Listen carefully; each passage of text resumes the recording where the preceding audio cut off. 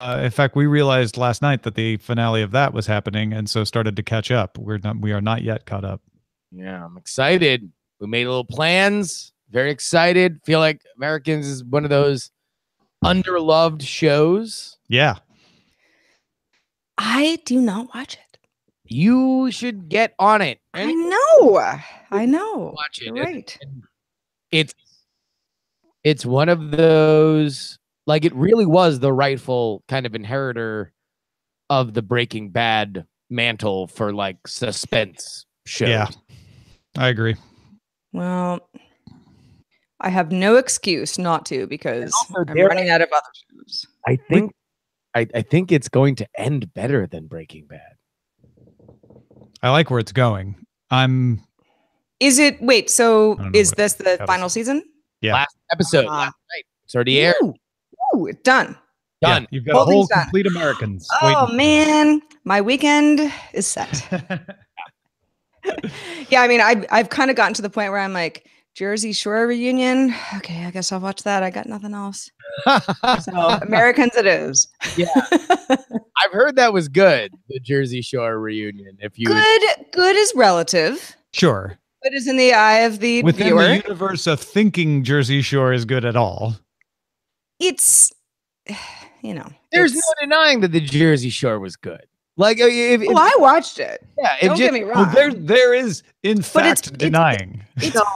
It's been a while, and at this point, it's sort of like you get the sense that a lot of kids who got notoriety and fame for whatever reason have now 5 years later kind of become confused by it. Well, decided to get back together in a house and do another season. I think it really was, for its genre, this very Jerry Springer, like, right, yeah. No. The entire show is going to be drink throwing and drunken fights. Like, that's going to be the entire show, where I think even to that point prior, there was like, oh no, let's do an episode about somebody's art project or something. Yeah. Jersey Shore was like, we're not doing any of that. That's where like this entire genre went. Like it all went to like the Real Housewives and the hip hops. They did it all for the Snooki. Well, yeah, I did read a great oral history of the Jersey Shore. That whole like first 3 seasons, and it was fascinating. Well, you know what else is fascinating? Tech news. Tom, are you sure? That I am. We're going to replace a cornea today. I am. Live on air, Roger gets a new eye. That's fascinating. Under his eye. All that more today. All right, here we go. All right. 3, 2.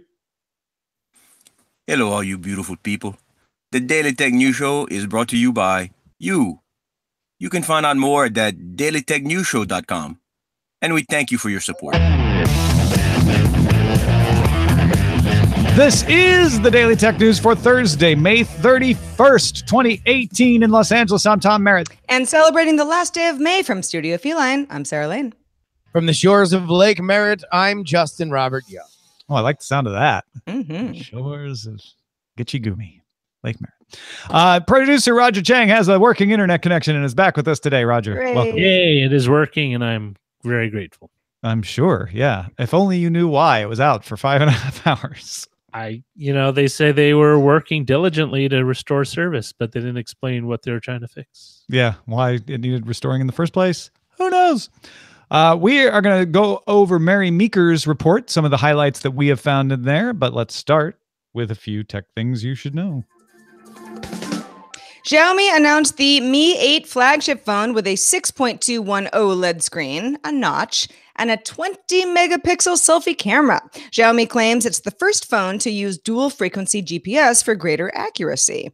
There's another edition called the Explorer Edition, has 3D facial recognition and a pressure-sensitive fingerprint sensor in the screen. The Mi 8 is available June 5th for 2,699 won. That's about $421 US. The Explorer Edition is $577. No date on that one yet. And then the Budget SE is $281 coming June 8th. None of them are without bezel. Sources tell Bloomberg that Google will update the Pixel phone in October. The new Pixel XL will supposedly have a near edge-to-edge screen with a thicker bezel at the bottom of the phone and a notch at the top. We're notching all of them today. However, the other bezel and notch wars news, Lenovo will announce that its Z5 phone June 5th, or will announce its Z5 phone June 5th, which is expected to have no bezel and no notch. Breaking up, combo breaker. Vivo's crazy all-screen phone and the pop-up camera we saw at CES is expected to be announced a week later. Big gun. These bezel wars have. That he who is without bezel cast the first announcement. Out the first notch. Get rid of the first notch. Hey, thanks to Reed, who sent this one to us. A German regional court ruled it would not issue an injunction against a German domain name registrar called EPAG. It's actually owned by Two Cows. EPAG informed ICANN earlier this week that it would stop collecting information from registrants as it believes that violates Europe's GDPR. In a statement, ICANN's general counsel and secretary said ICANN is continuing to discuss with the European Commission and the WP29 working group about whether ICANN can continue to require data collection for domain name registrations. Everybody's confused. All right, guys, prepare to have your minds blown. Researchers at Newcastle University have 3D printed a biocompatible corneal framework that keeps stem cells from a cornea alive while producing a material stiff enough to hold its shape while being squeezed out of a nozzle of a 3D printer. So for context, 10 million people worldwide require corneal surgery to prevent blindness and a variety of diseases. The researchers' corneas, which are provided by donors, take about 10 minutes to print, and then the gel can keep stem cells alive for multiple days, meaning they can print multiple times from one batch from one cornea. Whoa. Yeah. Whoa. Printing out those corneal frameworks. Yeah, like a boss. All right, let's talk a little more about app problems in Telegram. Sure. Messaging app Telegram CEO Pavel Durov said that ever since Russian authorities ruled that the app was illegal in Russia, the company has been unable to release an update to the App Store in any region since March. Durov tweeted, unfortunately, some Telegram features such as stickers don't work correctly under iOS 11.4 that was just released, even though we fixed that issue weeks ago. Russia asked Apple to ban Telegram after the app's developers refused to hand over encryption keys to the Russian government. Telegram says it has also been unable to release a GDPR compliance update. GDPR raises its ugly head again. The conspiracy theory here is that Apple is under pressure from Russia and is blocking Telegram from updates worldwide. I don't think that's the case, but I have not been able to put my finger on what I think is happening with Apple here, because Telegram for Android outside of Russia is fine. I don't understand. And this is the problem with the Apple App Store. When they block something, it's very difficult to find out why sometimes. Yeah, there was the Valve app that Steam said Apple's, there was some business, discrepancy, whatever, that Apple had come forth finally. The in-app purchase thing where where Steam thought it didn't count as an in-app purchase because it was from the game company, not Steam. But then Apple said, no, it still matters. We still want our cut. But that was that was a big story as well. And Apple eventually was like, okay, here's a little bit more context. Apple has not commented, at least not publicly, about this. So we don't know for sure that there's not something else going on within Telegram's code that is a violation of anything. But it would seem odd on the surface if the Russian government said, okay, Telegram's out of here, that it would be, banned worldwide. But again, and it's not hard for Apple to block things in a particular country. They've done it before. So it's not that. The USB Implementers Forum announced a finalized USB human interface device standard for Braille displays. The aim is to make it easier to use Braille displays across different operating systems and devices without needing unique software and drivers. In other words, just like keyboards and mice and displays, if it's USB, you should be able to plug any Braille display into any device, Windows, Mac, Linux, whatever, and it should work. I love this. Yeah. I feel like we have, hopefully the trend continues. We've talked a lot about accessibility options that a lot of companies have put investments into and, created new products out of. And I know some of that is perhaps a goodwill measure, but there are, it's a huge community of people that are underserved, and anything I hear about this just gives me warm fuzzies. And a lot of times this accessibility standards lag behind. So it's nice Yeah. to see one finally making it through the standardization process to finalization. Google released a new app called Neighborly. Neighborly spelled the way Tom Merritt would like. It's a QA social app in India aimed at building neighborhood communities within cities.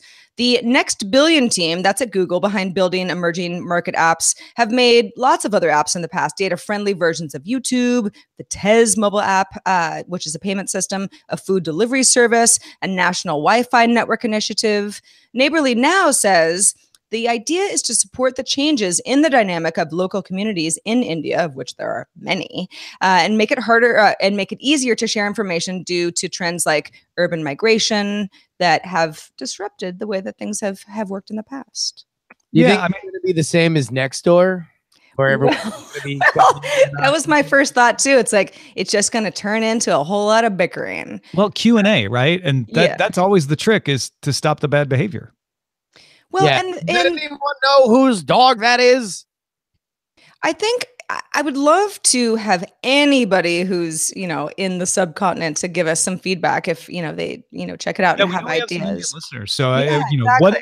What is the particular niche that this fills? Because we know, I know from reading that community management and community spirit is something that Prime Minister Modi has been trying to solve, and lots of people have been discussing. It's a big issue there. So Google weighing into this could be seen as like, oh, this is a great thing, give us a tool, or it could be seen as, great PR move, but not something that seems like it's going to actually solve the problem. Who knows?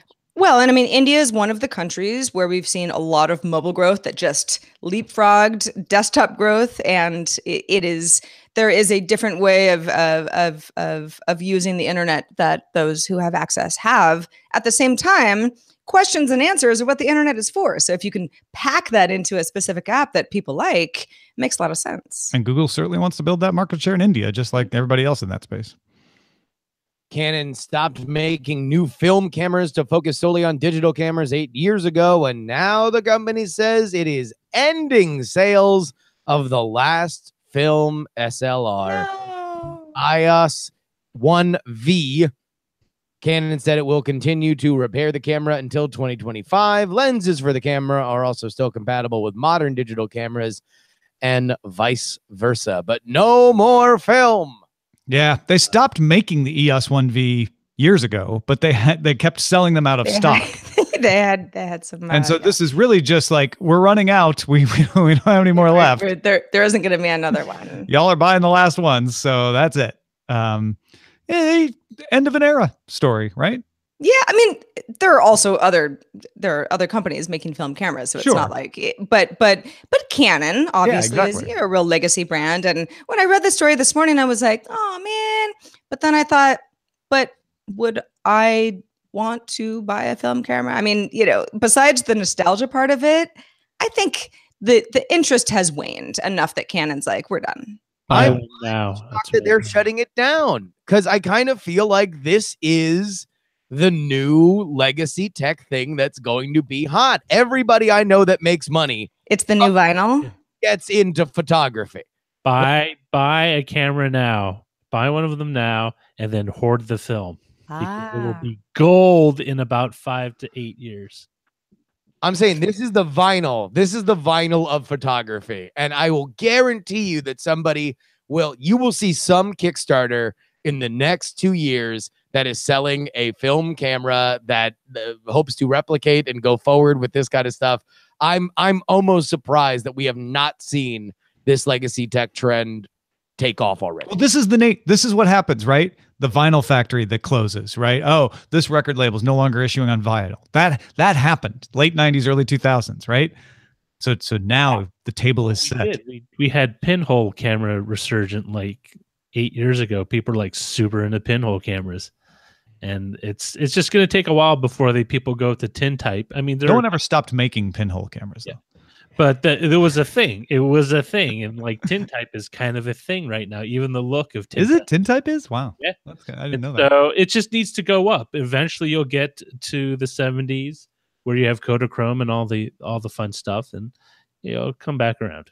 I just hope I'm still alive to do the story that Apple stopped making new iPhones because everyone's focusing on the And new we'll all be Apple. like, end of an era. Can you hear me? All right. Google launched its Files Go app in Tencent, Xiaomi, Huawei, and Baidu's app stores in China. That's right. Google submitting an app to non-Android stores in China. Files Go helps users stay within storage limits, suggests files to delete. It can also share files locally without using the internet. They made it for India, but it's been a hit worldwide, even in the US. It's not the first app that Google has launched in China. Google Translate launched in China earlier this year. AR Core launched in China earlier this week. But it is seemed to be indicative of Google's tentative steps back into China. Remember, search is banned there. Google's version of Android is banned there because Google doesn't want to comply with certain Chinese requirements.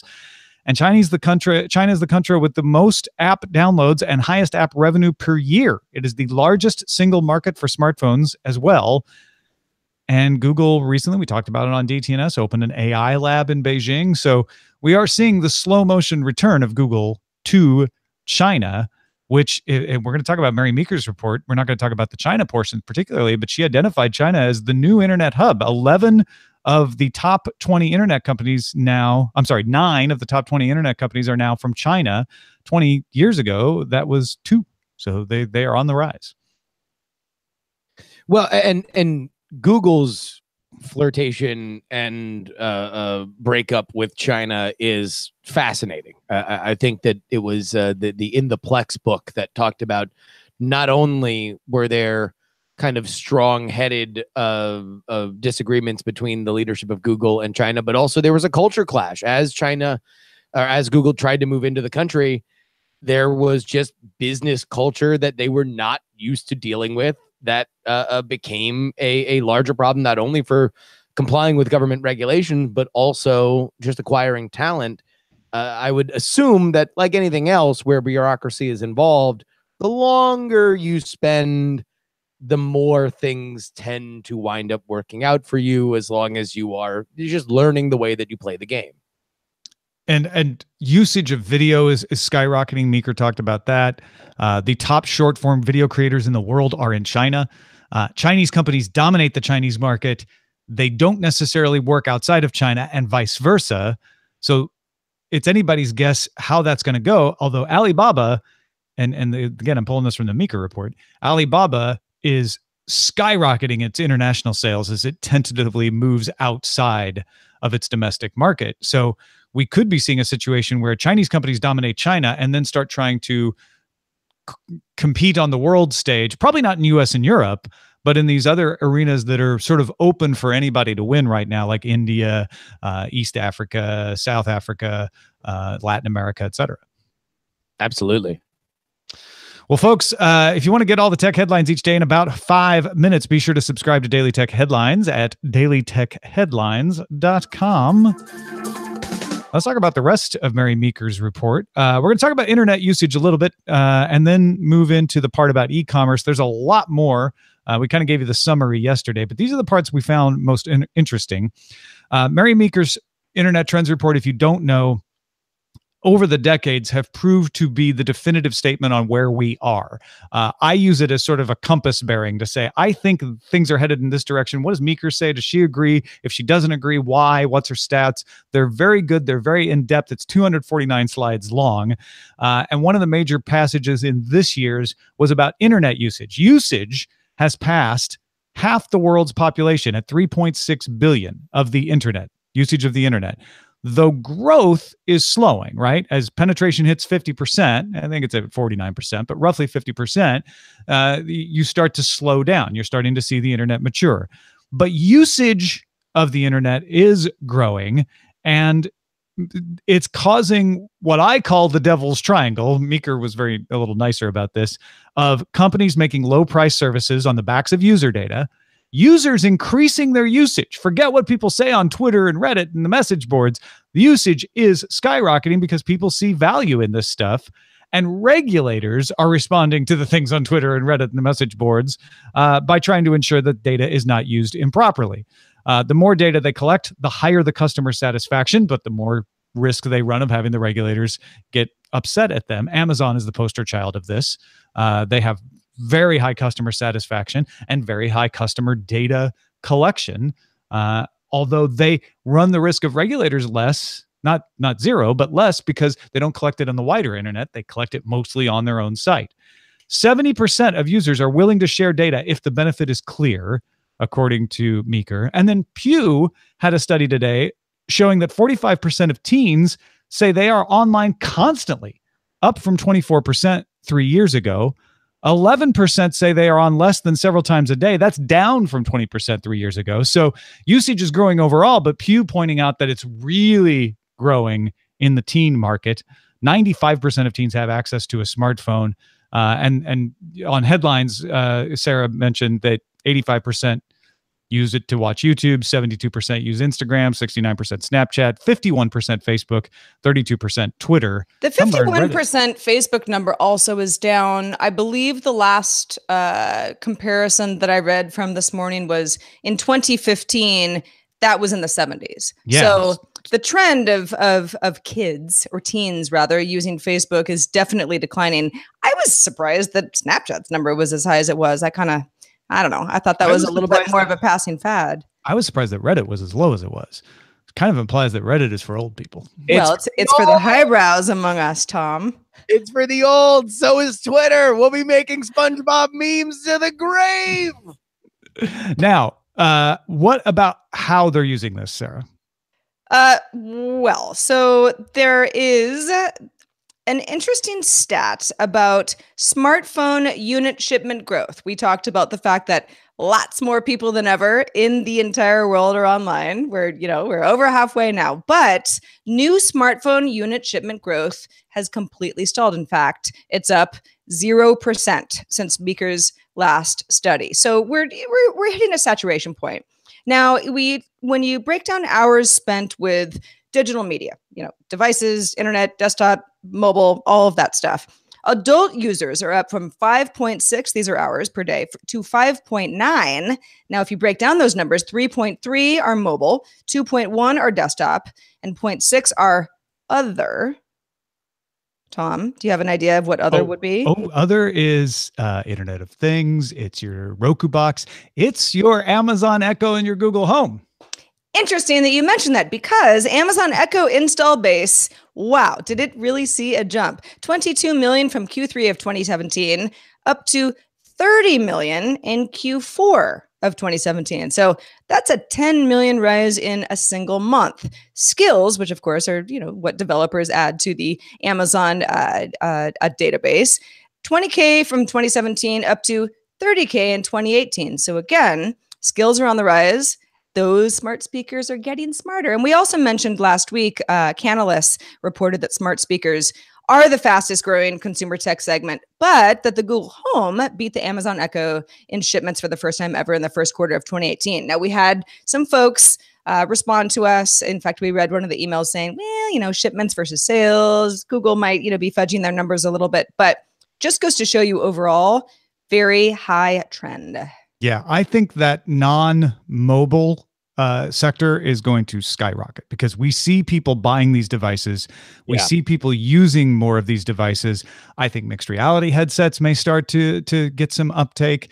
And so this is what I like to do with Meeker's report is look at it and go, where is it pointing to? And 0.6 hours per day other, that number is going to be bigger next time Barry Meeker does this report. I know, I absolutely. Obviously, the voice only internet is not only here. I think that we are going to see it expand. And to me, the platform now where you could see something mobile that was, just maybe an earpiece or to build in more functionality in stuff like, AirPods or competing products, where you can access all this information that you put into your in-home device. I totally agree. A couple other things that she talked about. E-commerce. She noted that it's evolving from buying to subscribing because retailers are starting to say, we value the lifetime customer value more than just acquisition. Acquisition cost is getting higher. It's harder to get somebody to use your product. But once you get them, you want to keep them. And that's why we're seeing Stitch Fix, Netflix, all these different subscription methods on the rise because they make it convenient. It takes the pressure off you. Like, I don't have to have a choice. I get these great things, and I get a curated choice. I get to decide in my Stitch Fix box which skirt I'm going to keep, which purse I'm going to keep, and I send the rest back. Yeah. I get to decide on Netflix what I want to watch out of the recommendations, but I don't have to pick it out of a blind box. I don't know if podcast listeners are going to be very knowledgeable about this rising trend in subscription services. No, yeah, I already can hear the people groaning like, I want fewer subscriptions. This is a problem. Well, and I think at least a trend that I've seen is folks that use Amazon Prime, obviously a very, very popular subscription service. Price went up, at least for those of us in the US recently.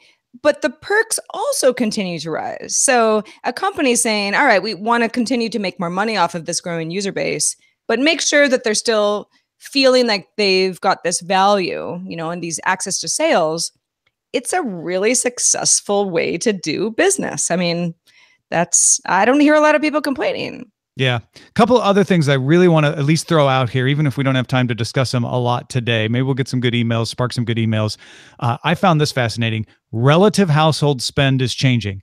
Our percentage spent on shelter, pensions and insurance, and healthcare is rising. The percentage of what we spend is going up. We're spending more of what we spend on shelter, insurance, and healthcare, while the percentage spent on food, entertainment, and clothing is falling.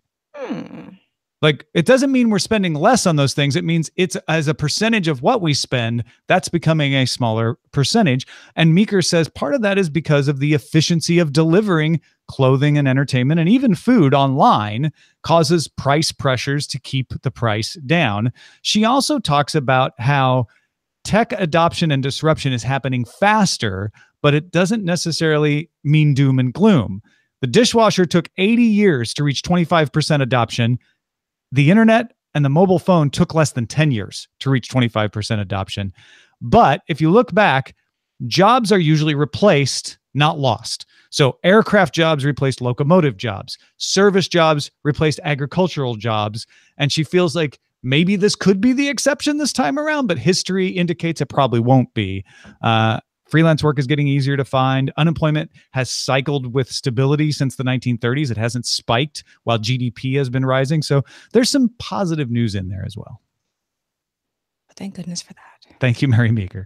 And thank you all who participate in our subreddit. You can submit stories and vote on them at dailytechnewsshow.reddit.com. We think you're eternally young at the subreddit. And of course, if you're in the 51% of the teens, you can join us at facebook.com/groups/Daily Tech News Show.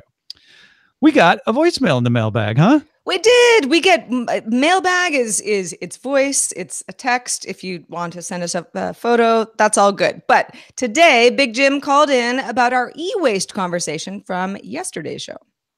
Hey DTNS crew, it is Big Jim live on the road, heading northbound on I-75 after a hard day of work. I just wanted to call in real quick with a 2-cent opinion on e-waste. Now yesterday, China said that they are not going to accept e-waste, and Thailand has said that they are going to try and stop illegal smuggling of e-waste.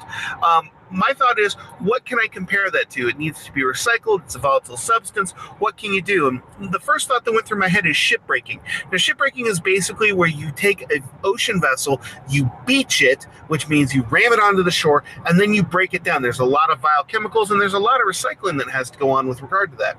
And the 3 largest countries that are primarily doing shipbreaking now are India, Bangladesh, and Pakistan. So I see an increase in those countries of possibly doing this e-waste, as it probably is going to become quite a big market. But that's just my 2 cents. Second trade in DTNS, I'm Big Jim. That is real.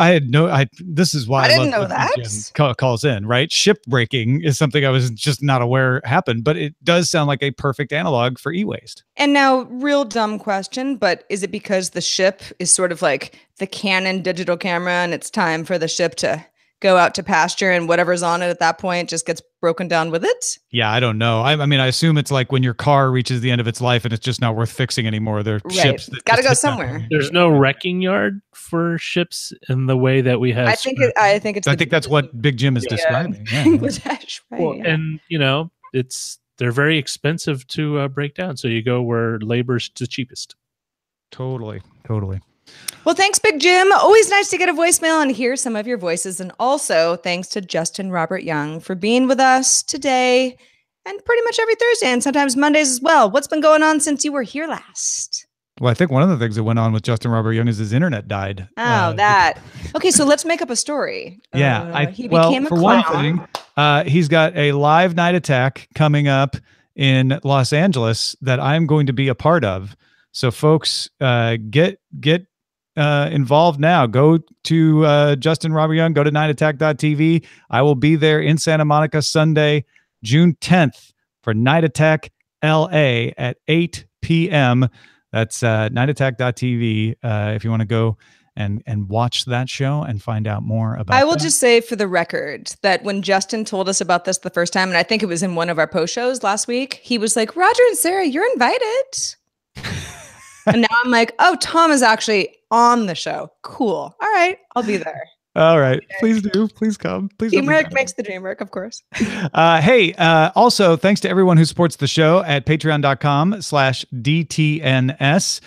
You guys are the best, and you always help us get to our goal of at least one more patron than the month before. This is the last day to do it. So everybody into the pool. If you've been hanging on saying, yeah, I need to get around to do that, we have right now 3 more patrons than we did last month. And we'd like to make that number as big as possible. So please, please, please, please. I know I said last month that I would let a spider crawl on my arm, and I just disorganized enough and was gone for 2 weeks, and I didn't let that happen. I still intend to make that happen or something like it. But what you really get is this show gets better. The more you believe in it and the more people support it. So please head to patreon.com/DTNS. Also, just want to remind everybody, we've got new hats. Wore one the other day and I'm wearing it again. Can be fit to your head. They're lovely. Keeps the sun out. Come on, keeps you young. Also, if you want to give us feedback, please do. Email address is feedback@dailytechnewsshow.com. We're also live Monday through Friday, 4:30 p.m. Eastern, 2030 UTC. And find out more at dailytechnewsshow.com/live. Back tomorrow with Rob DeMillo and Len Peralta. The last word goes to you, Justin Robert Young. Nightattack.tv/tour. Tom's going to be on our live show in LA. This show is part of the Frog Pants Network. Get more at frogpants.com. Diamond Club hopes you have enjoyed this program. I guessed right. Sarah challenged me to be like, well, what would Justin say if we were here? And I plugged the show. It's true. It's true. Yeah. It's true. But I just said nightattack.tv to find out. What's the actual subdomain? /tour. Nightattack. /tour. TOUR. So your internet went out. Yes. What is going on with the universe, guys? I don't know, man. Something's happening. It might be the end times. Yeah, might be. I mean, I think it is. It was weird too because it wasn't my router. My router showed everything being fine, but it was so it's definitely the ISP then. Yeah, and my modem. There was no link light to the telco or colo end. What should I get for my new router now that the airport is? Well, what is it like? What do you mean? Oh, I thought you meant as a gift. Oh, my router's birthday's coming up, and I want to give it. What should I get for my new router? I don't want it to go out on me. Yeah, there's nothing wrong with it. I don't know. I always get something that I can run DDWRT or OpenWrt on because I tend to prefer third-party firmware on my router. Oh, that's a good tip. I find it to be more secure. Like I don't run into a host of issue or backdoor issues with them, and they run pretty well. And like they're super solid. Like I've never had to. Well, technically, I have them reboot on a monthly basis, but I physically have never had to touch the router like in a year. Yeah, I mean, other than to plug stuff into it. Yeah, exactly. That's a plus. Unless you want to go with one of the mesh things like Eero. Oh, those are good if you have a big place. I have Eeros. They're pretty great when you have a brick building where Wi-Fi signals get knocked down all the time. And you don't even have that big of a place, and you still benefit from it. No, it's just like we in our kitchen we couldn't get our living room's internet, and sometimes it's a pain in the butt when you're like doing Internet of Things stuff here in the apartment, like in the studio. It would just take long or be spotty or would drop the signal, and so we wound up having 2 networks for a while, like one for the kitchen and one for the living room. And I think it was like Christmas Day. I was like, yeah, screw it. Christmas present to myself. We're just buying one of these out of the box mesh networks, and it's pretty good. In fact, it's telling me right now that I'm back live, so I'll join you in a second. Oh, okay. We'll see you in a moment. So yeah, either like, I don't know, is it still Linksys for the DDWRT? Is that usually the best? I know there's a bunch. Linksys. You can use it in a lot of them. Linksys, there's like a bunch of them. Typically, I just go to the site and see what they. Yeah. But, So either something like that or a mesh. I like Eero. They work great, but I haven't tried all of them. So Eero may be just was super easy to set up, and I will say this: their app is really cool. yeah, I like their app too. But apparently the other ones all have your the same routers features. are pretty good too. So Well, not with the stock firmware. There's a lot of holes in Netgear. no, we're talking about mesh. We're talking about the different mesh routers. They all. Yeah, including I think I at least if the commercials are to be believed, some of the new like Comcast routers and stuff have a lot of this functionality. Well, Comcast has we talked about it on DTNS while I was gone. Comcast is putting out their own version of this in partnership with a company. Exactly. Roger's get rich slow scheme. Let me get rich slow. I don't get that one. Yeah, no, I don't get that. Pearl test. Yeah, I don't. I don't know what that refers to. It's kind of funny if I knew what it was referring to, but Oh, get rich slow. We're all tech addicts. Notch Wars. film Get is the new vinyl is pretty good. Oh, that was That's a me good telling one. people to buy the Canon film camera. Oh, because you could buy it now and wait. Yeah. Okay. Totally That's big fine. Oh, Hmm. maybe Would- too clever. Yeah. Although, if you do get the film, make sure you stick it in a dark, cool place like a fridge or something. Break that ship. I don't know. I like film is the new vinyl. Film is the new vinyl. Also filled with toxic chemicals that you have to flatten out. Chemical.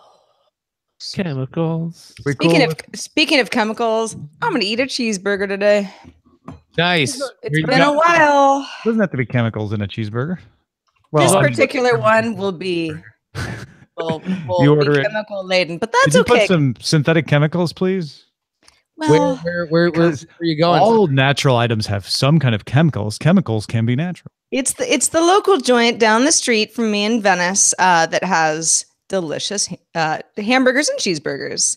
But I've got a whole thing going on. Cooked on a grill of vinyl. Well, it kind of looks like. I mean, it's one of those flat like. Oh, is it a circular grill kind of thing? No, it's just a big old pan. Big old. So there's no like drip or anything. Probably cast iron. Well, no. Not cast iron. It's more just. It's a little more vintage than that. Yeah, they're old school. But I've got the whole thing down because they say cheddar or Swiss. And I'm like, both, obviously. You Why say would yes. you choose? They don't do like they don't do the more esoteric cheeses like Jack or No, blue cheese. it's cheddar or Swiss, and you get Fritos on the sides. No fries, cash only. Get out of here. Actually, you know what? Onion rings. If they could make onion rings just the default instead of fries, I'd be happy. See, I never want fries. I don't really want Fritos either, but I actually love Fritos. They're the perfect snack food. not The holy after a trinity cheese- of corn, salt, and oil. That's the thing is like I agree with you. Like Fritos as a snack, when you're like I need a little something delicious, but after a very large cheeseburger with extra cheese, I'm like Fritos. Kind of don't need that. It's like eating a Frito pie in like a deconstructed Frito pie. What's a Frito pie? A Frito Oh. pie is where you take. Oh, wait, Tom obviously looks. Someone tell me. What is a Frito pie? How many times have you been to Austin and you've not had a Frito pie yet? No. Someone has. The only led you thing I ever astray. eat in Austin is tacos. I take partial responsibility for this. Imagine if you took a bag, like a small serving size of Frito chips, right? You open the bag and you pour hot chili and other onions, cheese into it with the Fritos, and you eat it out of the bag. Wait a minute, hold on, Sarah. You go to Austin, and you don't eat barbecue? I do. Barbecue, sure, fine. But I'm really partial to the Tex-Mex taco style that you get in Austin. But no, wait a second. So it's not a pie. It's a bunch of garbage in a Frito bag with the Frito. It's not in a bag. It's not in a bag. It can be in a bag, but that's not really. No, think of it like a French fry carton, filled with Fritos, and then chili poured over it and cheese. So my next question was going to be like, how do you eat this? But you eat messy fries all the time, so you eat it with your hands. No, you eat it with a fork. That's how you eat it. Or really? a spork. You know what?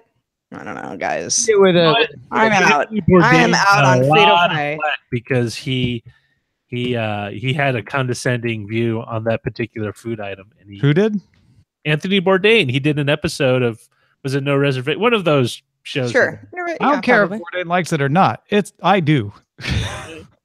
No, wow. I have no opinion. I've never had it. I'm just saying I didn't know what that was. Yeah. Tom stakes his life on a local cuisine. My life. Life. Not over dramatize this now. I did not challenge Anthony Bourdain to Frito death. Frito pie, life or death. I'm Merritt, you're here.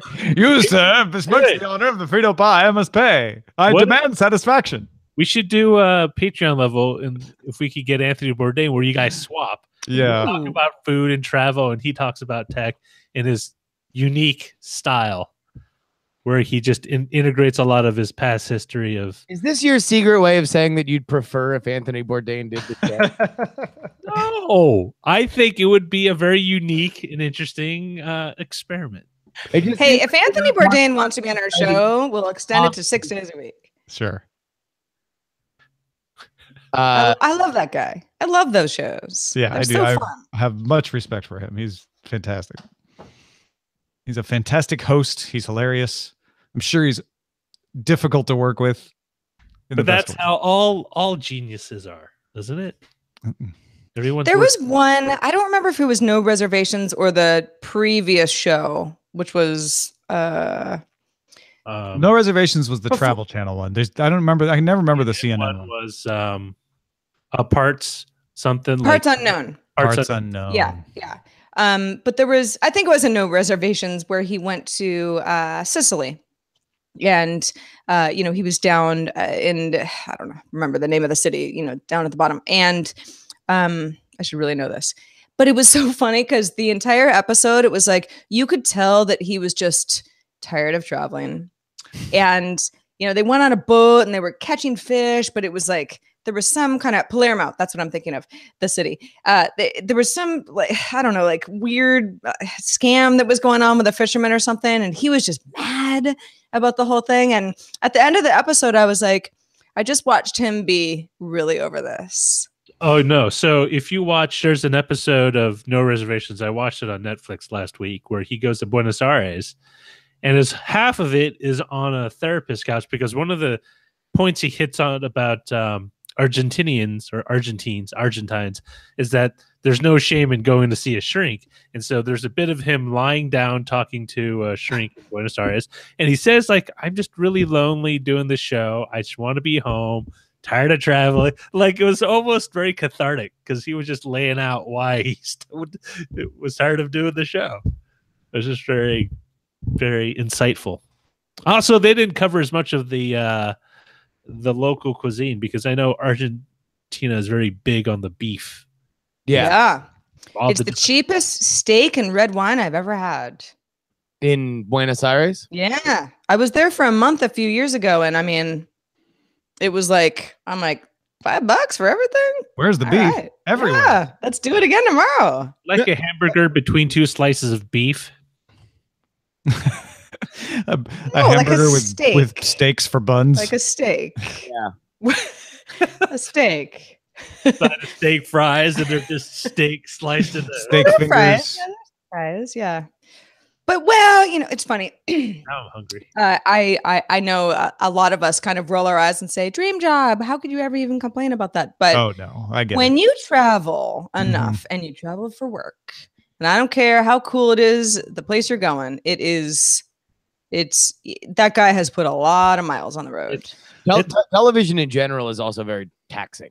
Yeah. Like, and specifically if you're on the road and everybody's lonely and everybody's tired, like Sure. all Yeah. you're seeing is the person in front of the camera, but imagine whatever they're feeling times the 20 people that are there also shooting it. And Right.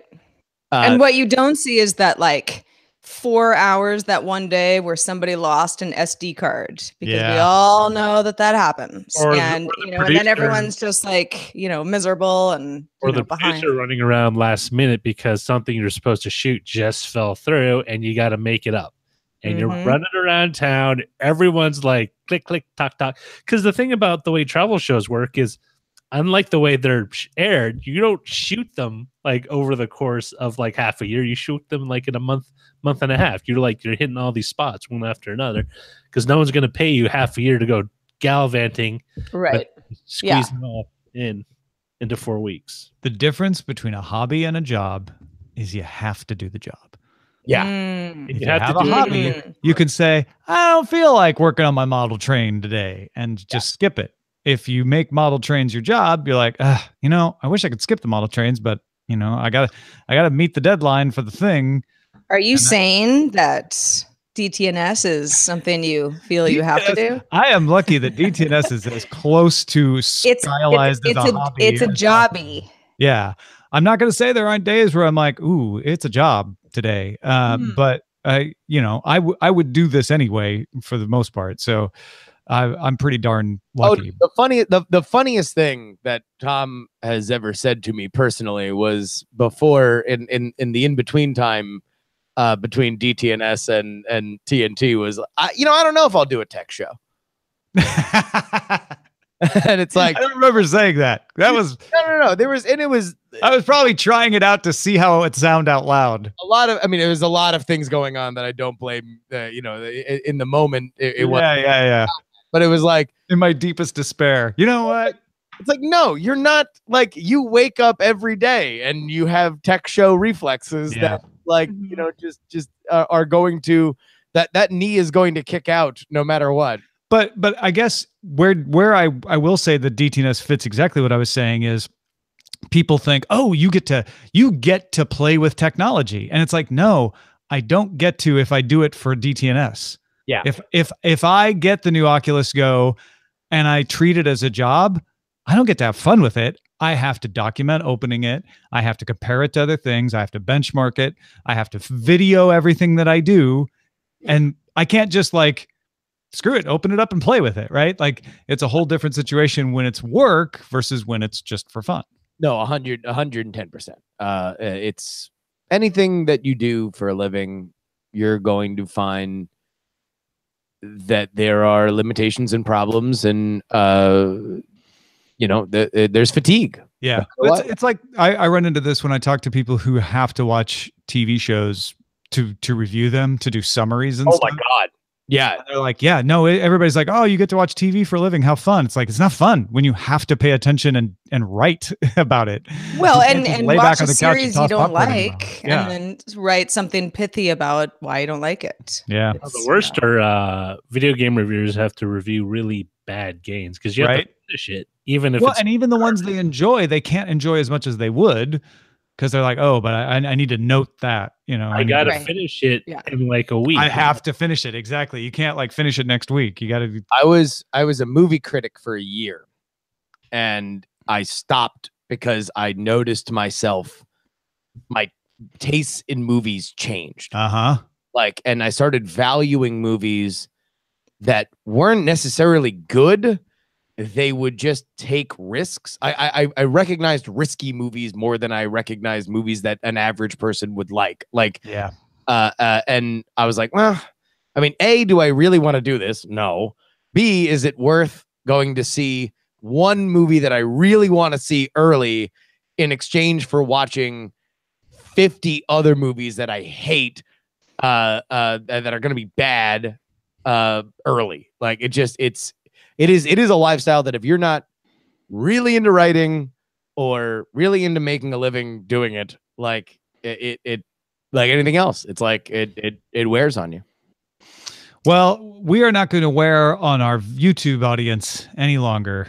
Thank you for joining us today on the live video. Thank you for making this a jobby, everyone. Yeah. Yay. Yay. And we'll see you tomorrow with a jobby. I get it. Get it? It only took you 10 minutes, but okay. We'll get you tomorrow. Bye. I'm